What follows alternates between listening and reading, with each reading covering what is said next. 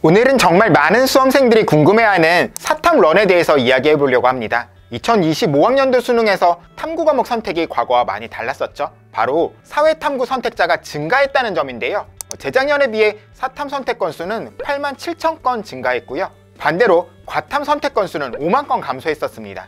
이런 변화가 생긴 이유는 바로 자연계열 학과에 지원할 때 과탐을 필수로 요구하는 대학이 크게 줄어들었기 때문입니다. 그래서 일부 자연계 희망 학생들이 상대적으로 학습 부담이 덜한 사회탐구를 선택하면서 이른바 사탐런이라는 전략이 주목받았었죠. 그렇다면 작년에 정말 사회탐구 선택이 유리했을까요? 진학닷컴의 2025학년도 정시합격 예측 서비스 데이터를 바탕으로 실제 수험생들의 성적을 분석해봤습니다.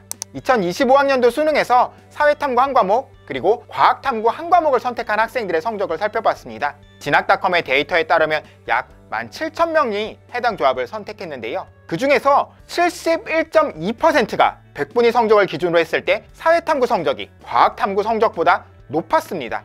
즉, 수능 100분위 성적만 놓고 보면 사회탐구 선택이 성공적인 전략이었다고 볼 수 있죠.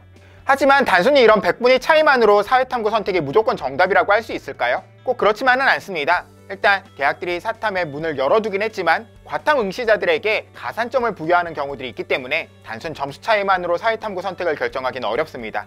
올해도 주요 대학들 중에서 건대나 서강대를 제외하면 모두 가산점이 있죠. 그리고 또 상위권 학생에게는 사회탐구 선택이 꼭 유리한 것이 아닐 수도 있습니다. 특히 과학탐구에서 1, 2등급을 받은 학생들 중에서는 사회탐구에서 기대만큼 좋은 성적을 받지 못한 경우도 많았었는데요. 과학탐구 1등급 학생 중에서 57%가 사탐에서 2등급 이하의 성적을 받았고요. 과학탐구 2등급 학생 중에서도 43%의 학생이 사탐에서 더 낮은 등급을 기록했습니다.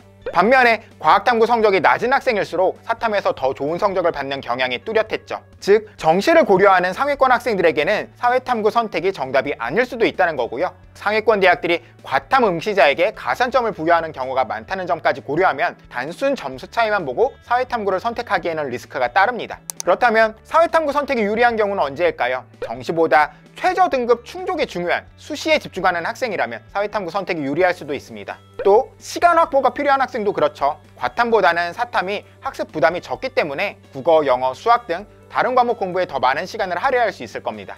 또 목표 등급이 1등급까지는 아니다, 이런 학생들이라면 사탐 선택이 좋을 수도 있어요. 하지만 사탐런이 무조건 정답이다, 이렇게까지 말할 수는 없을 것 같습니다. 기대보다 낮은 점수를 받을 가능성도 고려해야 되거든요. 하지만 정시보다는 수시에 집중해서 최저를 준비하는 학생이라면, 시간 확보가 필요한 학생이라면 사탐런이 더 유리할 수 있을 것이다, 이 정도까진 말할 수 있을 거예요.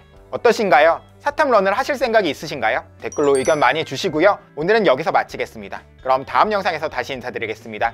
감사합니다.